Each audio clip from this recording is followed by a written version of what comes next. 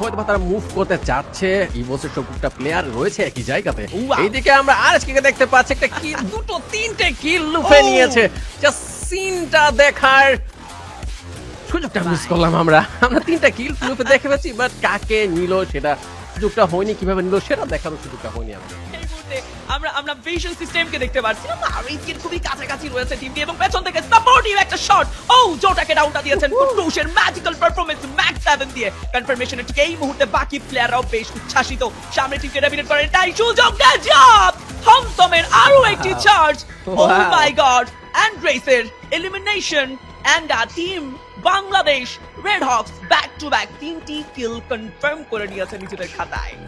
বিপদের একটা প্লেসে ল্যান্ডিং করেছিল আরএসকে, যেখানে আমরা ভাবছিলাম নেতাদের কিলটা আমরা ফিটে দেখতে পাচ্ছি। অসাম লেভেলের আরএসকে পুরো এখানে আরো কয়েকটা কিল চাইলে লুকিয়ে নিতে পারবে।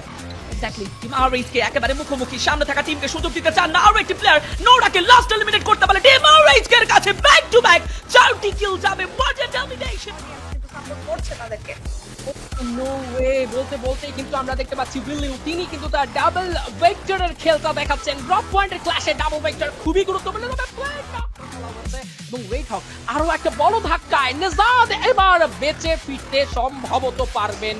ও নো ওয়ে, প্রথম হেডশট, প্রথম knock, Nejad prove me wrong and সেই সঙ্গে দলকে বাঁচাতে আরো একটা চেষ্টা। তবে বলতে আরো একটা প্লেয়ার